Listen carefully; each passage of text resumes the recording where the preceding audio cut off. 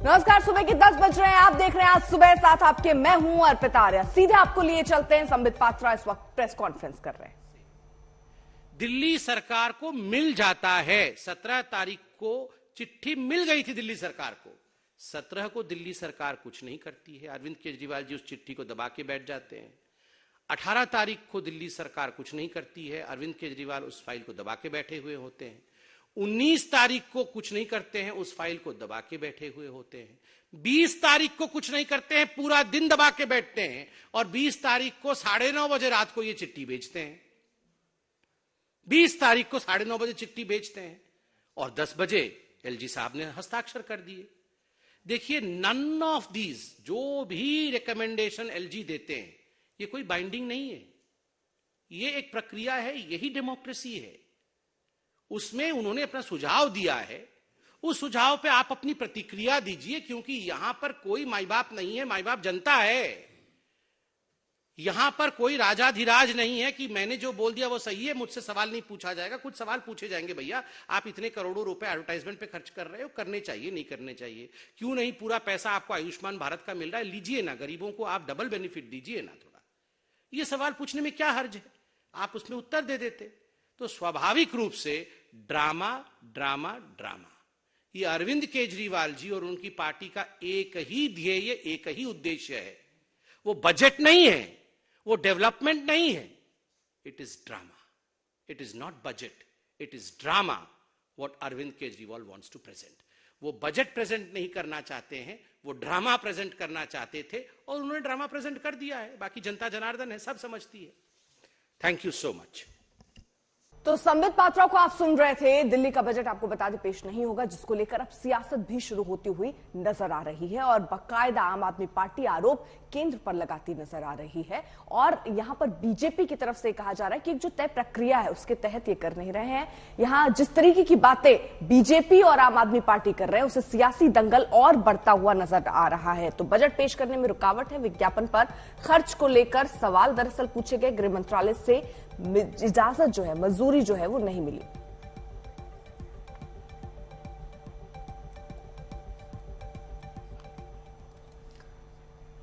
केजरीवाल ने एक चिट्ठी लिखी है पीएमओ को, जिसमें उन्होंने इस सारी बातों का जिक्र किया है जो वो लगातार उनके नेता प्रेस कॉन्फ्रेंस के माध्यम से दे रहे हैं। दिल्ली के बजट पर प्रधानमंत्री को ये चिट्ठी पहली बार किसी राज्य का बजट जो है वो रोका गया है, केजरीवाल ये कह रहे हैं।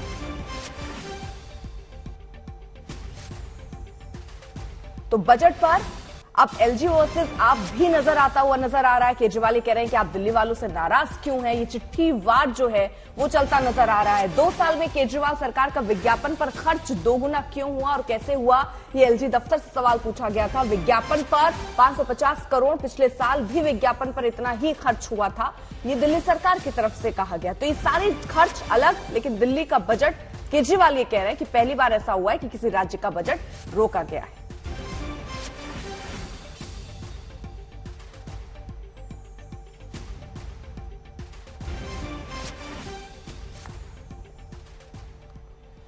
और अब आपको दिखाते हैं कि इस पूरे मसले पर कैसे बीजेपी और आम आदमी पार्टी पर ठन गई है। ऐसा कभी जो है इतने सालों में नहीं हुआ कि केंद्र सरकार ये करे। कुछ दिनों पहले देखा गया कि पंजाब के गवर्नर ने पंजाब की सरकार को मना कर दिया कि आप बजट सेशन नहीं बुला सकते। अक्सर अलग अलग राज्यों में जहां जहां अपोजिशन की गवर्नमेंट्स हैं, वहां देखने में आ रहा है कि गवर्नर्स जो हैं, केंद्र सरकार जो है चुनी हुई सरकार को काम करने से रोक रही है, चुने हुए मुख्यमंत्री के काम में टांग अड़ा रही है। ये बड़ा अनफॉर्चुनेट है और ये पूरी तरीके से गैर संवैधानिक है और ये दिल्ली के 2 करोड़ लोगों के साथ एक तरीके का धोखा है। दिल्ली के लोगों को अपमानित करने वाला काम है कि दिल्ली की सरकार का बजट जो है केंद्र सरकार ने रोका हुआ है। हमारा कहना यह है कि दिल्ली के मुख्यमंत्री हर बार अपनी नाकामियों का ठीकरा दूसरों के सर फोड़ते हैं। एलजी साहब ने और फिर मिनिस्ट्री ऑफ होम अफेयर्स ने कोई ऑब्जेक्शन लगा के आपसे सवाल जवाब मांगे थे, लेकिन आप अभी तक जानबूझकर, हमारा आरोप है, जानबूझकर आपने उस फाइलों को रोका ताकि आप ये आरोप लगा सको और ये आरोप प्रत्यारोप का दौर शुरू हो सके।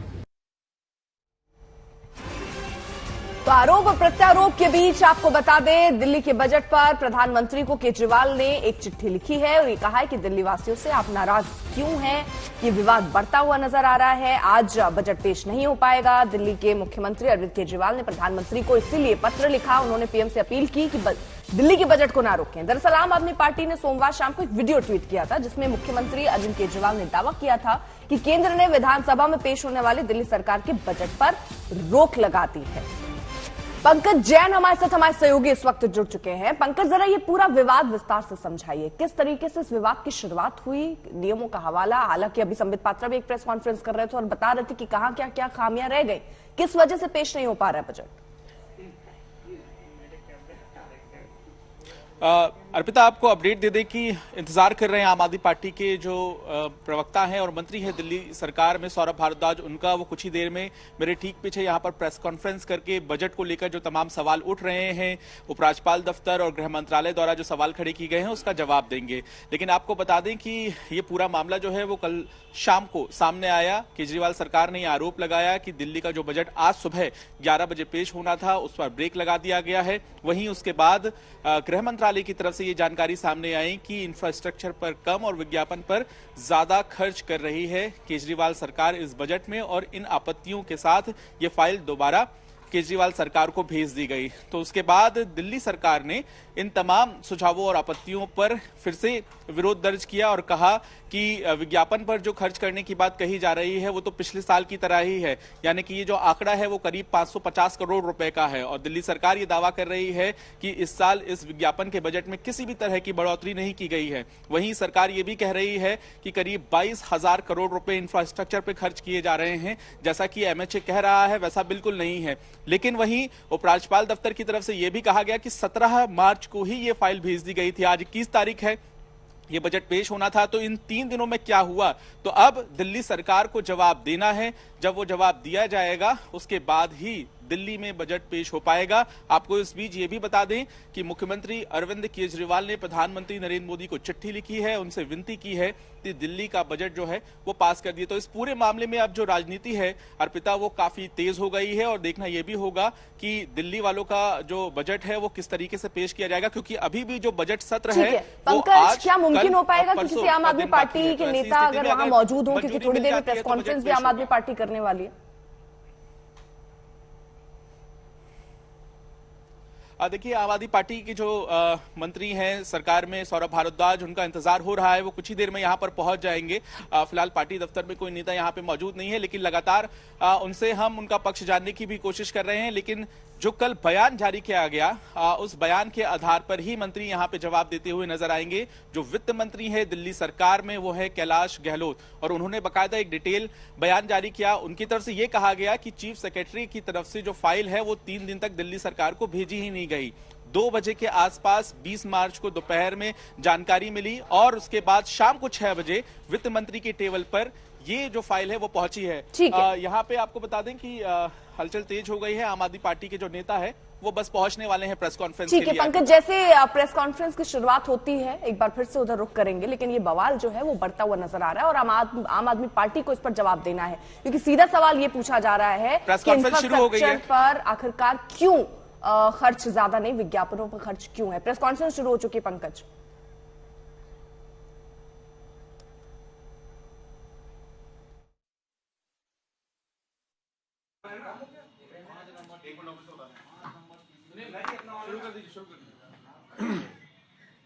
बादल जी शुरू करें? करें? नमस्कार दोस्तों, आज 21 मार्च है और मुझे लगता है कि तमाम दिल्ली वासी ये बात जानते हैं कि आज मंगलवार 21 मार्च को दिल्ली का बजट दिल्ली के वित्त मंत्री दिल्ली की विधानसभा में रखेंगे। हर वर्ष जो बजट का दिन होता है, बजट की चर्चा होती है, वो इसी मार्च के महीने में पार्लियामेंट में और अलग अलग राज्यों की विधानसभाओं में होती है। और मैं ये कहूं तो गलत नहीं होगा कि बजट जो है एक प्रजातंत्र का पर्व है, पर्व की तरह मनाया जाता है, पर्व की तरह चर्चा होती है और कह सकते हैं कि बहुत ही पवित्र इंस्टीट्यूशन है और बहुत पवित्र जो है ये इसकी कार्रवाई होती है, सैक्रोसैंक्ट है अगर अंग्रेजी में कहूं। और मुझे याद नहीं पड़ता, हो सकता है आप पत्रकारों को अगर याद पड़े तो आप बताइएगा, कि हिंदुस्तान के 75 साल के प्रजातांत्रिक इतिहास में या शायद पूरी दुनिया के इतिहास में ऐसा कभी हुआ हो कि किसी राज्य सरकार का बजट निर्धारित दिन पे आना हो, वित्त मंत्री तैयार हो, राज्य सरकार तैयार हो, बजट बन के तैयार हो और उस देश की केंद्र सरकार उस राज्य के बजट को रोक दे। ये तो इतनी शर्मनाक बात है कि हमारे लिए पूरी दुनिया में हम अपने इस प्रजातंत्र का मजाक उड़वा रहे हैं। हम G20 में अलग अलग देशों के लोगों को यहां बुला रहे हैं, लोग कई महीनों से यहां पे आ रहे हैं, कभी इटली से कोई होता है, कभी जापान से कोई होता है, वो अखबार देखता होगा तो क्या समझता होगा कि इस देश की केंद्र सरकार, प्रधानमंत्री जी एक छोटे से राज्य के बजट को रोक रहे हैं। तो बहुत शर्म की बात है। एक लोकनायक जयप्रकाश हॉस्पिटल के अंदर स्ट्रेचर खींचने वाला एक वार्ड बॉय सोच रहा होगा कि इस देश की केंद्र सरकार मेरी तनख्वाह रोक रही है। आपके घर के बाहर झाड़ू लगाने वाला या झाड़ू लगाने वाली वो सफाई कर्मचारी सोच रही होगी कि पता नहीं अब तनख्वाह मिलेगी नहीं मिलेगी। केंद्र सरकार ने दिल्ली का बजट रोक दिया। एक स्कूल में पढ़ाने वाला अध्यापक, एक गेस्ट टीचर, वो क्या सोचेंगे इस देश के बारे में और क्या सोचेंगे इस पूरी की पूरी केंद्र की व्यवस्था के बारे में कि इन्होंने उनकी तनख्वाहें रोक दी। क्या कारण है? अजीब सी बात बताते हैं। खबरें प्लांट करते हैं। अरे आइए ना, स्टेटमेंट दीजिए ना। क्यों नहीं देश के प्रधानमंत्री स्टेटमेंट दे देते? खबरें प्लांट क्यों की जाती हैं? गुमराह करने के लिए। ये ऑन रिकॉर्ड है और दिल्ली के फाइनेंस मिनिस्टर ने ऑन रिकॉर्ड कहा, कोई चोरी छुपे प्लांट नहीं की खबर, कि हमारा बजट 10 तारीख को तैयार होके एमएचए को भेजा जा चुका है। केंद्र सरकार को हमने 10 मार्च को भेज दिया, 11 दिन पहले भेज दिया और एमएचए से कुछ क्वेरीज लगा के उसको 17 तारीख को वापस भेजा केंद्र सरकार। तो कुल मिलाकर बजट की फाइल अटकी हुई है, इसीलिए अब चिट्ठी, राजनीति, वाद पलटवार सब होता हुआ नजर आ रहा है। बढ़ रहे आगे बात अब राहुल गांधी की भी कर लेते हैं। राहुल गांधी के बयान पर अब हंगामा मचता नजर आ रहा है। दरअसल लंदन में दिए गए बयान पर राहुल को बीजेपी लगातार घेर रही है। न सिर्फ सदन में, सड़क पर भी उतरकर घेरती नजर आ रही है। बीजेपी ने कहा कि राहुल गांधी विदेशियों को न्योता देते हैं, लोकतंत्र की दुहाई देते हैं। जो मीर जाफर ने किया वही राहुल ने किया, बीजेपी की तरफ से कहा गया और तुलना राहुल गांधी की मीर जाफर से कर दी गई। शहजादे ने ईस्ट इंडिया कंपनी से मदद मांगी है। जो बयान लंदन में राहुल गांधी ने दिया उसको लेकर बीजेपी पूरी कांग्रेस को आड़े हाथों ले रही है और राहुल गांधी पर सीधा निशाना, शहजादे को नवाब बनना है। राहुल का बयान देश के खिलाफ एक साजिश है, उन्हें माफी मांगनी चाहिए। मीर जाफर ने जो किया था नवाब बनने के लिए, आप सबको पता होगा, मीर जाफर नवाब बनना चाहता था और नवाब बनने के लिए उसने ईस्ट इंडिया कंपनी की मदद ली थी। ईस्ट इंडिया कंपनी हिंदुस्तान में प्रवेश करके मीर जाफर के साथ खड़ी हुई और उसके बाद जो हुआ वो और आप और हम सब जानते हैं, अंग्रेजों का शासन। It would not be an aberration to say that Rahul Gandhi is the present day Mir Jafar of Indian polity। जो उन्होंने लंदन में किया है वो ठीक वही किया है। शहजादा नवाब बनना चाहता है और शहजादे ने ईस्ट इंडिया कंपनी की मदद मांगी है नवाब बनने के लिए कि तुम मुझे नवाब बनाओ, मैं तुम्हें 24 परगना भेंट करूंगा, मैं तुम्हें हिंदुस्तान का एक टुकड़ा भेंट करूंगा। मीर जाफर ने बंगाल में 24 परगना उसने भेंट किया था ईस्ट इंडिया कंपनी को, और उसी 24 परगना के माध्यम से ईस्ट इंडिया कंपनी और अंग्रेजी हुकूमत हिंदुस्तान में प्रवेश करती है। हमारा स्पष्ट मानना है कि यह विषय नहीं है, यह षड्यंत्र है। This is just not a random issue, this is a conspiracy, a consistent conspiracy by the Congress party and the Gandhi family.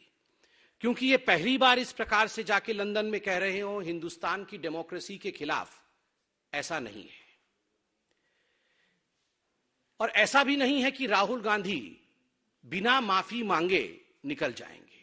माफी तो उन्हें मांगना ही पड़ेगा, हम मंगवा के ही रहेंगे। राहुल गांधी की बीजेपी के हमलों पर जमकर पलटवार किया। कल वायनाड पहुंचने के बाद उन्होंने कहा कि बीजेपी और पीएम पर हमले का मतलब देश पर हमला नहीं होता। लगे हाथ उन्होंने दिल्ली पुलिस के एक्शन का भी जिक्र किया और कहा कि उन्हें किसी से डर नहीं लगता। Many people might be scared of the BJP, of Narendra Modi, of the RSS, of the police. I'm not scared of them. In the least, I'm not scared of them. And that is their problem. Their problem is they cannot understand why I am not scared of them.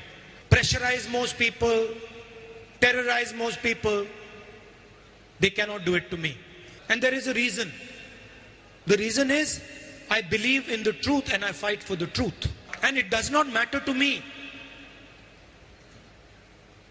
how much I am attacked, how many times the police is sent to my house, how many cases I have on me. It does not matter. I stand for the truth. That is the way I am. तो अब लगातार निशाना साधा जा रहा है और Congress party भी जवाब दे रही है। कांग्रेस पार्टी की तरफ से कहा जा रहा है कि राहुल गांधी माफी मांगे, इसका सवाल ही खड़ा नहीं होता। नारा लगाने वाले कौन होते हैं? सत्तारूढ़ पार्टी की नेताओं में। तो संसद चलाएगा कौन? जो रक्षक, जिसको रक्षक होना चाहिए, वो अगर भक्षक बन जाए तो भला ये सदन चलाएगा कौन? बात तो एक तरफा होते थे। हमारी तरफ से विरोध करने की चलते अभी सरकार की तरफ से जो उनके नुमाइंदे लोग हैं, उनको बात रखने का ऊपर थोड़ा शिकंजा अभी कसे गए हैं, वो भी हमारा विरोध की चलते।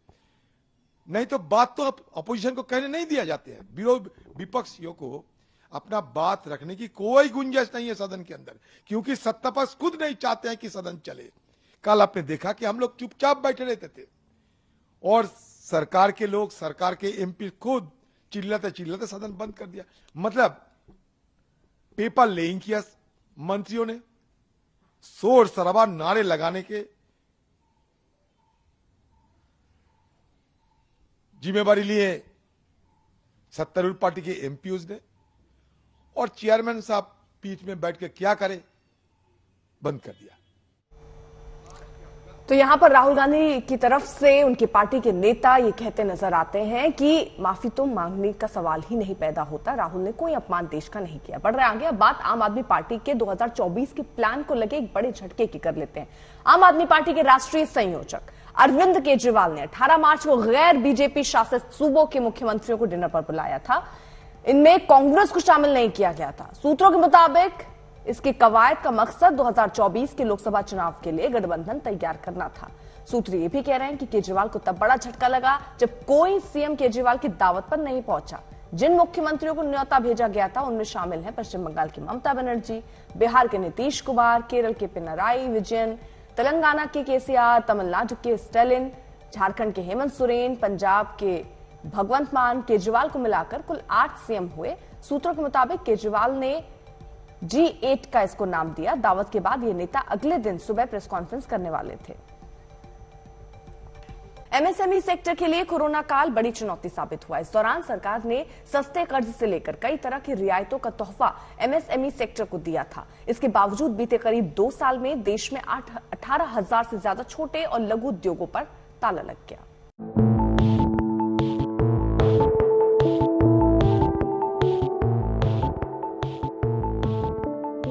देश के एमएसएमई सेक्टर की मुश्किलें कम होने का नाम नहीं ले रही हैं।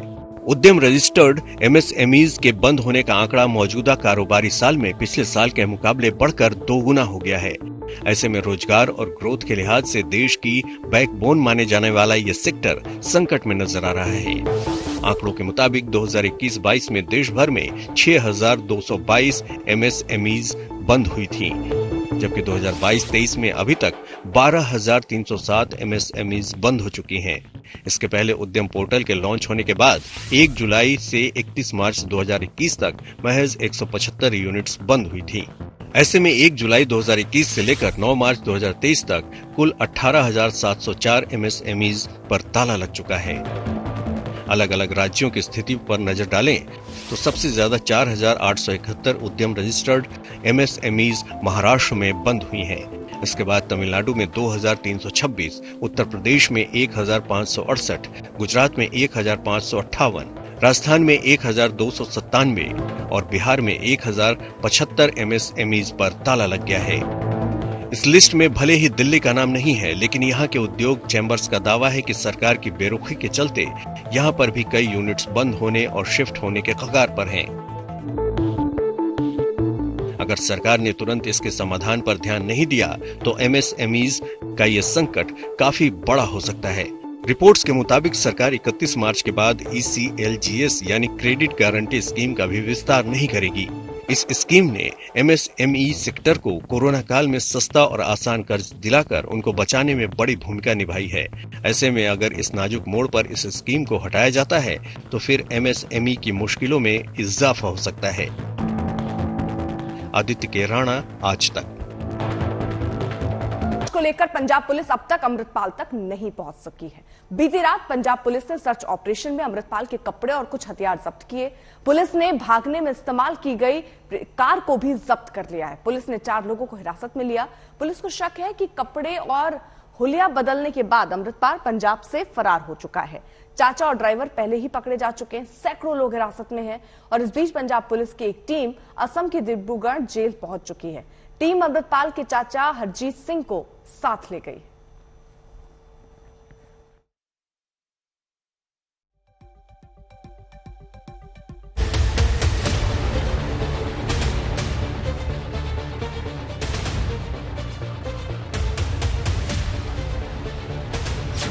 पंजाब पुलिस का मोस्ट वांटेड कहां अंडरग्राउंड?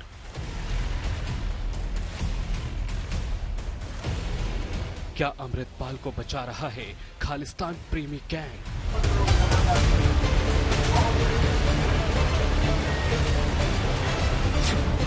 पंजाब टू लंदन तक अमृतपाल के खालिस्तानी तार।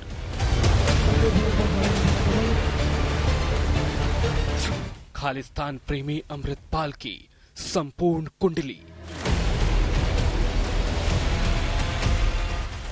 नाम अमृतपाल सिंह, पता जल्लूखेड़ा गांव, अमृतसर, ठिकाना फरार।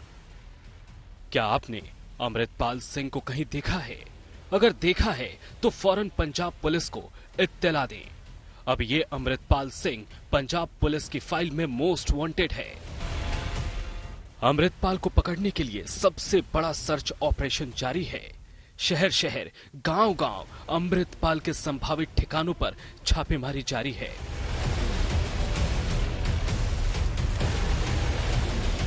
फरार अमृतपाल का यही है आखिरी वीडियो। आगे आगे अमृतपाल सिंह और पीछे पीछे पंजाब पुलिस की टीम। 3 दिन पहले एक बार अमृतपाल पुलिस की आंखों से ओझल हुआ तो फिर हाथ नहीं लगा। अमृतपाल को आसमान निगल गया या जमीन खा गई, किसी को नहीं पता। इस वक्त पंजाब में अमृतपाल के पीछे पूरे पंजाब की पुलिस लगी हुई है। गैंग्स ऑफ अमृतपाल से जुड़े 114 से ज्यादा लोगों की गिरफ्तारी हो चुकी है। अवैध हथियारों का जखीरा बरामद हो चुका है। अमृतपाल की गाड़ियां पुलिस के हाथ लग चुकी हैं, लेकिन अमृतपाल अब तक कानून की आंखों में धूल झोंककर फरार है। अमृतपाल सिंह अभी फरार है, पुलिस को वांटेड है। पूरी हमारी टीम्स जो है वो एफर्ट्स कर रही है उसको अरेस्ट करने की। अब तक 114 लोग हैं जिनके खिलाफ जिनको कस्टडी में लिया गया है, जिसमें 78 लोग पहले दिन, 34 दूसरे दिन और 2 लोग जो है तीसरे दिन कस्टडी में लिए गए। इन सब पे एलिगेशन है disturbing peace in state, they have been taken into custody. वहीं जम्मू कश्मीर के डीजीपी दिलबाग सिंह ने अमृतपाल सिंह मामले में पंजाब पुलिस की मदद का भरोसा दिया है। उनके मुताबिक अमृतपाल सिंह के वारिस पंजाब देश संगठन ने जम्मू कश्मीर से भी हथियार खरीदे हैं। जहां जरूरत होगी पंजाब पुलिस को हमारी, और हम लोग जम्मू कश्मीर पुलिस की तरफ से मदद करेंगे। जहां पर कुछ ऐसे केसेस सामने आए थे जहां जो लोग वहां चलते हैं उनके पास कुछ वेपन जहां से इशू हुए थे, उस केसेस में हम लोगों ने उनका नोटिस लिया है, कॉग्निजेंस ली है। अंबाला में भी अमृतपाल के कई समर्थकों को पुलिस ने गिरफ्तार किया। पंजाब पुलिस ने बताया कि अमृतपाल सिंह के 5 समर्थकों पर एनएसए लगाया जा सकता है। अमृतपाल के साथियों के पास मिली महंगी गाड़ियां उनकी आमदनी से परे हैं, इसलिए पुलिस आईएसआई से संबंध होने और फॉरेन फंडिंग के पर्याप्त सबूत होने का दावा कर रही है। 18 मार्च को अमृतपाल अपनी मर्सिडीज कार से भागा था। अब तक अमृतपाल पुलिस के हाथ नहीं लगा, लेकिन अमृतपाल की मर्सिडीज चला रहे चाचा हरजीत सिंह पुलिस की गिरफ्त में है। अमृतपाल के 4 राजदारों पर कानून का शिकंजा कस चुका है। पुलिस को शक है कि अमृतपाल जालंधर या आसपास किसी जिले में अंडरग्राउंड है। पुलिस को चकमा देकर दोबारा अमृतपाल ना भागे, लिहाजा सुरक्षा एजेंसियां पूरी ताकत झोंक रखी। अमृतपाल आखिरी बार अपनी इस मर्सिडीज गाड़ी में बैठकर भागा था और यही वो गाड़ी थी जिसको लगातार पुलिस चेज कर रही थी। आप देख सकते हैं इस गाड़ी के ऊपर बाकायदा अमृतपाल का स्टिकर लगा हुआ है और गाड़ी के अंदर अमृतपाल का सामान भी है। जो जिस समय ये पूरा वाकया हुआ, अमृतपाल इस सीट पर बैठा हुआ था और उसका चाचा हरजीत सिंह इस गाड़ी को चला रहा था। कैमरामैन गुंजीत कुमार के साथ सतेंद्र चौहान, अमृतसर, आज तक। पंजाब पुलिस ने वारिस पंजाब देश संस्था के खिलाफ थोक भाव में एफआईआर दर्ज की है। पंजाब पुलिस ने गैंग्स ऑफ अमृतपाल के खिलाफ सामाजिक सद्भाव बिगाड़ने, कत्ल की कोशिश, पुलिस पर हमला, अवैध हथियार रखना और सरकारी काम में बाधा डालने जैसी धाराओं में केस दर्ज किया है, लेकिन अमृतपाल का अता पता नहीं है।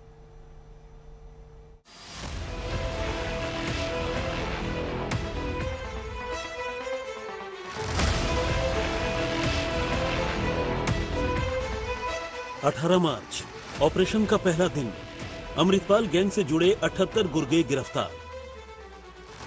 19 मार्च ऑपरेशन का दूसरा दिन। अमृतपाल गैंग से जुड़े गुर्गे अरेस्ट। 20 मार्च ऑपरेशन का तीसरा दिन।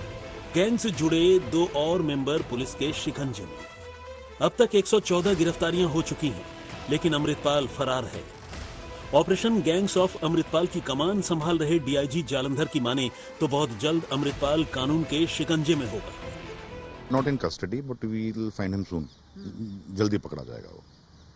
ये बात लगातार आ रही है, लेकिन आज तीसरा दिन चढ़ गया है और इतने सारे लोग हैं, तो क्या अंदाजा लगाया जा रहा है कि कहां हो सकता है और किससे सपोर्ट सिस्टम मिल सकता है? सपोर्ट सिस्टम ही तो टूट गया। जो आप जो बोल रहे हैं, इतने लोग जो अरेस्ट हुए हैं, जिनको प्रिवेंटिव डिटेंशन की है, वो सपोर्ट सिस्टम तो टूट चुका है। अब आपको अमृतपाल की कुंडली के बारे में बताते हैं। भिंडरा वाला जैसा रूप, वैसे ही तेवर का दिखावा।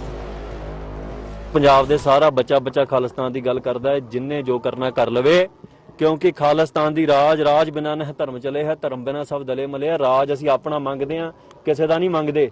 असी इस धरती ते राज कीता है, तो सानू कोई नहीं पिछे हटा सकता। ना इंदिरा हटा सकी है, ना मोदी हटा सकता, ना अमित शाह हटा सकता, ना भगवंत मान, ना कोई होर। कल तक मर्सिडीज जैसी महंगी कार में चलने वाला अमृतपाल खुद को संत बताता था, जो आज मोस्ट वांटेड है। आप देख सकते हैं अमृतपाल के साथ साए की तरह दर्जनों हथियारबंद सुरक्षा गार्ड आसपास रहते थे। गाड़ियों का लंबा चौड़ा काफिला होता था। लेकिन चंद महीने पहले तक न तो अमृतपाल का लुक भिंडरा वाला जैसा था और न ही महंगी गाड़ियां थी। ये तो दुबई में ट्रक ड्राइविंग का काम करता था। यानी अमृतपाल की कहानी चौंकाने वाली है। 2 साल पहले न चेहरे पर दाढ़ी थी, न सिर पर पगड़ी। बीते साल पंजाब लौटा तो खुद को संत बताने लगा, जबकि अमृतपाल को गैंग ऑफ खालिस्तान ने अपना पोस्टर बॉय बना लिया। कि ਜਿਹੜਾ ਇੰਡੀਆ ਦਾ ਫੇਕ ਇੱਥੇ ਚਲਾਇਆ ਗਿਆ ਵੀ ਇੰਡੀਅਨ ਕਹਿਣਾ ਖੁਦ ਨੂੰ, ਮੈਨੂੰ ਸਮਝ ਨਹੀਂ ਆਉਂਦੀ ਵੀ ਕਹਿਣਾ ਕਿਉਂ ਹੈ। ਗੁਜਰਾਤੀ ਆਪਣੇ ਆਪ ਨੂੰ ਗੁਜਰਾਤੀ ਕਹਿ ਕੇ ਖੁਸ਼ ਹੈ, ਬੰਗਾਲੀ ਬੰਗਾਲੀ ਕਹਿ ਕੇ ਖੁਸ਼ ਹੈ। ਪਾਕਿਸਤਾਨ ਨੇ ਜੋ ਬੰਗਲਾਦੇਸ਼ 'ਚ ਕੀਤਾ ਉਹਨਾਂ ਦੀ ਆਇਡੈਂਟੀ ਸਪਰੈਸ ਕਰਨ ਦਾ, ਉਹਦਾ ਨਤੀਜਾ ਕੀ ਨਿਕਲਿਆ? ਪਾਕਿਸਤਾਨ ਟੁੱਟਿਆ।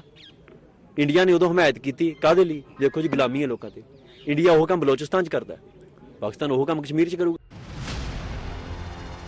कभी दुबई में ट्रक ड्राइवरी करने वाला अमृतपाल पंजाब में भिंडरावाला जैसे कपड़े पहनकर नए अवतार में दिखा।